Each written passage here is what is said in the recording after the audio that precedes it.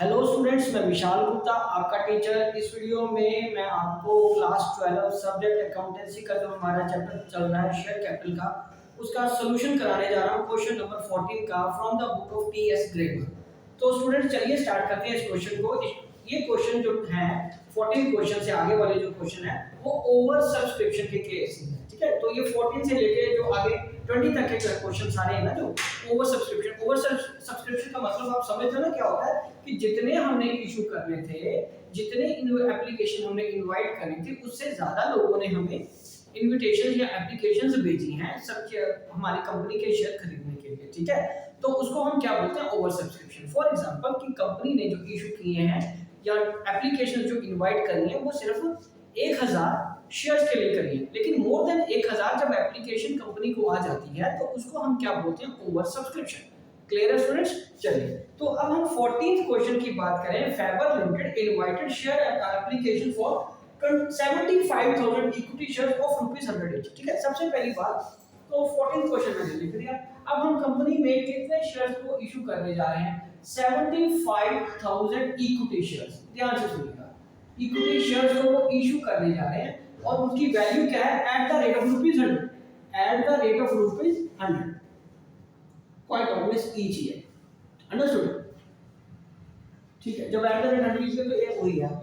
The application money was received, application money received हुई है at the rate of 30 पर share was 25 lakh. तो ठीक है, एप्लीकेशन मनी कितनी रिसीव होगी? एप्लीकेशन मनी कितनी रिसीव हुई है आपके पास? ₹30 at the rate of each के हिसाब से कितने रिसीव हुए पैसे आपको? टोटल बताइए, 25 लाख रुपया रिसीव हो गया। 25 लाख रुपया रिसीव हुआ है, बट अगर 75,000 को, अगर 75,000 जो एप्लीकेशन है उसको 30 से अगर हम मल्टीप्लाई करें तो उसका कितना बनता है? 22.5। 75,000 को 30 से आप मल्टीप्लाई करो तो वो बनता है 22.5 लाख। 22.5 लाख, 22,50,000। तो हमें पैसा आया कितना? आया है हमारे पास 25 लाख, ठीक है जी। बनना कितना चाहिए था? 22,50,000। तो इसका मतलब ओवर सब्सक्राइब हो गया है, जो इशू है हमारा ओवर सब्सक्राइब हो गया है, ज्यादा लोगों ने हमें पैसे भेज दिए हैं। अब उसके केस में हमें आगे किस तरीके से चलना है वो हमें देखना है, ठीक है। अब उसमें क्या है, name the kind of subscription. अब ये किस तरीके की सब्सक्रिप्शन है ये तो चलो मैंने आपको बता ही दिया। तो इसका जो पहला आंसर बना वो है ओवर सब्सक्रिप्शन। ओवर सब्सक्रिप्शन है कि 75,000 को 30 के हिसाब से 22.5 लाख आने चाहिए थे, आए हमारे पास एक्चुअल में कितने हैं? 25 लाख। तो ये कौन सा केस हो गया? ओवर सब्सक्रिप्शन का। क्लियर है स्टूडेंट्स? चलिए अब वो आगे वो हमें क्या है, list the 3 alternatives for allotting these shares. वो 3 अल्टरनेटिव्स बताओ जो इन केसेस में ओवर सब्सक्रिप्शन के केस में बनते हैं। तो स्टूडेंट्स पहली बात, इसमें हम उसमें कोई जर्नल एंट्री हमसे नहीं मांगी, कोई कैलकुलेशन करने को नहीं बोला, कोई अमाउंट कैलकुलेट करने को नहीं बोला, कोई बैलेंस शीट बनाने को नहीं बोला, सिर्फ हमें वो 3 केसेस बताने हैं। तो एक तरह से देखा जाए ये एक थोड़ा सा थ्योरेटिकल क्वेश्चन है। थ्योरेटिकल क्वेश्चन इसलिए ये बन गया है क्योंकि जब तक हमें ये 3 केस क्लियर नहीं होंगे, हम आगे जो अल्टरनेटिव्स वाले क्वेश्चंस हैं या यूं कह लीजिए कि ओवर सब्सक्रिप्शन में जो आगे केसेस आएंगे फिर उसको अटेम्प्ट करने में आपको दिक्कत आएगी। इसलिए मुझे ये क्वेश्चन आपको पूरा केस वाइज समझाना पड़ेगा, ठीक है। तो आप अंडरस्टैंड करिए। केस तो चलो ओवर सब्सक्रिप्शन का आ गया, ये मैं मिटा रहा हूं, ठीक है। उसके आगे जो 3 कैटेगरीज हैं या 3 लिस्ट उसने जो केसेस बनाने को कहा है वो मैं आपको बताता हूं। तो सबसे पहले ऊपर मैं अगेन लिख रहा हूं कि इसका जो आंसर है वो है over subscription. Over subscription, okay ji. तो उसमें सबसे पहला जो केस है या जो पहला अल्टरनेटिव है हमारे पास वो किस बात का है? First alternative. तो फर्स्ट अल्टरनेटिव क्या है? हाँ जी, इसको हम क्या लिखेंगे? इसको हम लिखेंगे rejection of the excess application. तो फर्स्ट है हमारे पास rejection, rejection of the excess application, excess application, ठीक है जी। तो क्योंकि उस क्वेश्चन में हमें बताया ही नहीं कि नंबर ऑफ शेयर कितने हैं, सिर्फ अमाउंट बताया। तो वो अमाउंट को भी अगर हम बात करें कि 25 लाख में से, उस इसी क्वेश्चन की अगर बात करें कि 25 लाख रुपए में से, 25 लाख रुपए में से, ठीक है, 22.5 लाख रुपया रख के बाकी कितना बच गया? अगेन 2.5 लाख रुपया। ₹2.5 लाख हम क्या कर देंगे, ये रिफंड कर देंगे। ये क्या कर देंगे, रिफंड कर देंगे। To be more precise, for example एक अनदर एग्जांपल ले लेता हूं कि कंपनी ने जो शेयर इशू कर रहे थे, इक्विटी शेयर्स कितने इशू कर रहे थे, 75,000 इक्विटी शेयर। फॉर एग्जांपल है, इसका क्वेश्चन से कोई लेना देना नहीं, माय डियर, क्वेश्चन की फिगर नहीं है, ठीक है। ये मैं एक इमेजिनरी एग्जांपल लेके आपको समझा रहा हूं कि अगर नंबर ऑफ शेयर्स गिवन होते तो हम क्या करते। क्वेश्चन का वाला जो आंसर था वो यही था, रिजेक्शन की 2.5 lakh rupees, 2.5 lakh rupees reject करना। तो 75,000 इशू के कर रहे थे शेयर, आपने इनवाइट भी एप्लीकेशन कितनी करी, 75,000 की, पर आपको 80,000 इक्विटी शेयर्स की एप्लीकेशन रिसीव हुई है।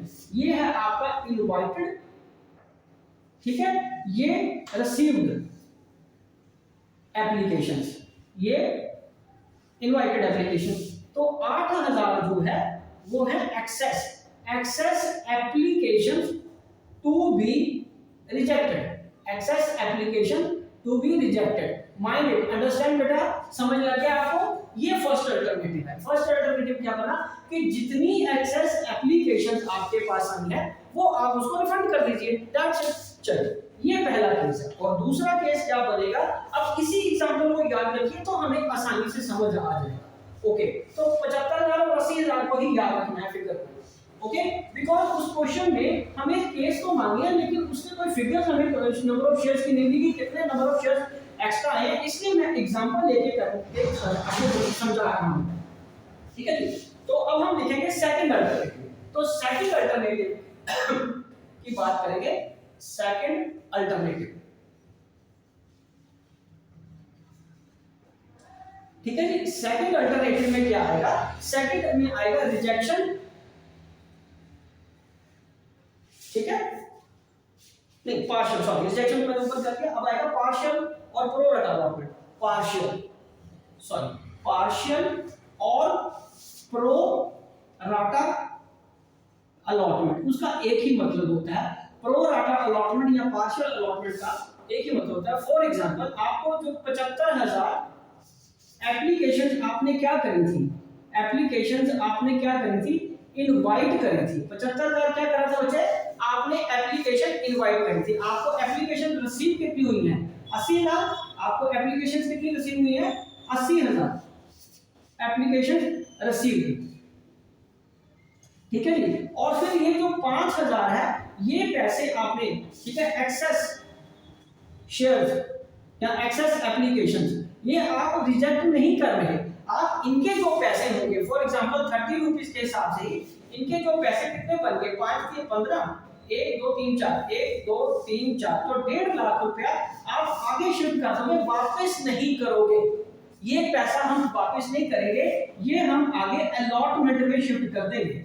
ये आगे किस में शिफ्ट कर देंगे बेटे, अलॉटमेंट में शिफ्ट कर देंगे, पैसा वापस नहीं कर रहे, क्योंकि तो इतने नंबर के शेयर्स इशू कर रहे थे, उन्होंने ज्यादा पैसे भेजे, हमने क्या किया, उनके पैसे आगे अलॉटमेंट में शिफ्ट कर दिए, ठीक है जी। तो चलिए आगे हम बात करते हैं, इसको समझ आ गया तो मैं आप तीसरा केस समझाता हूं। तीसरा अल्टरनेटिव क्या चीज है, तीसरा अल्टरनेटिव में रिजेक्टेड प्लस प्रो रटा, मतलब दोनों का कॉम्बिनेशन। तो थर्ड अल्टरनेटिव क्या कह रहा है, थर्ड केस में अगर हम यहां लिखें तो ये क्या बना, थर्ड अल्टरनेटिव। थर्ड अल्टरनेटिव में जो हमारे पास ऑप्शन है वो है rejected plus pro rata allotment.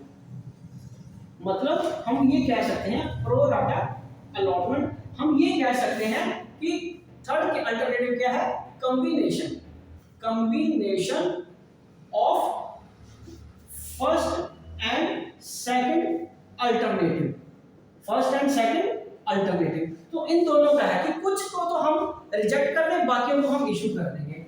Means few applications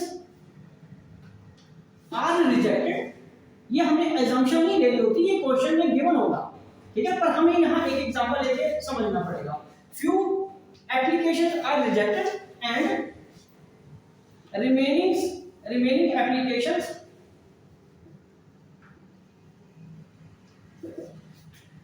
are issued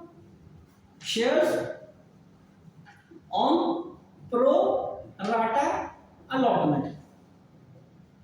ठीक है जी। तो इसी की मैं अगर बात करूं तो यहां पे हमारे पास एप्लीकेशन रिसीव कितनी हुई थी, रिसीव्ड एप्लीकेशन कितनी थी बताइए बच्चे। हमारे पास टोटल एप्लीकेशन रिसीव कितनी थी 80,000 की। टोटल कितनी रिसीव थी 80,000 की। ठीक है बच्चे, समझ लग गया। तो हमने अप्लाइड हुए ना ये, तो अब इशूड कैसे करेंगे। तो मान लो 2000 वालों को हमने क्या किया नहीं, तो ये क्या होगा एक तरह का रिजेक्टेड, इनको कोई भी इशू नहीं किया, रिजेक्टेड और रिफंडेड। रिजेक्ट कर दिया एंड, और मैंने हिंदी वाला बोला है एंड रिफंडेड, उनका पैसा हम लौटा देंगे। ठीक है। और उसके बाद दूसरी कैटेगरी कौन सी बन गई, दो कैटेगरी। तो फिर अब कितने हुए ये 78,000। तो 78,000 वालों को हम 75,000 शेयर इशू कर देंगे। 78,000 वालों को क्या करेंगे 75 कर देंगे। वो क्या कहलाएगा प्रो राटा अलॉटमेंट। वो क्या कहलाएगा स्टूडेंट्स प्रो राटा अलॉटमेंट। ठीक है। तो ये क्या बन गया आपका 80,000 का ये बन गया। ठीक है स्टूडेंट्स, ये आपकी थर्ड कैटेगरी बनी rejected plus pro rata allotment. और हाँ, ये क्वेश्चन ऐसे क्वेश्चन बहुत सिंपल है कि जब तक आप मेरे साथ ही क्वेश्चन कर रहे हो आपको डरने की घबराने की कोई जरूरत नहीं है। आपने मेरा चैनल अगर सब्सक्राइब नहीं किया होगा तो मेरे चैनल को सब्सक्राइब जरूर कर लीजिए। मैं आपको सारे के सारे क्वेश्चन बहुत इजी तरीके से और इंटरेस्टिंग वे में कराऊंगा ताकि आपको हर कंसेप्ट क्लियर हो जाए। ठीक है जी। तो इसी के साथ मैं ये वीडियो कंक्लूड करता हूं। आई होप कि आपको अच्छे से समझ आ गया होगा। Good luck, done.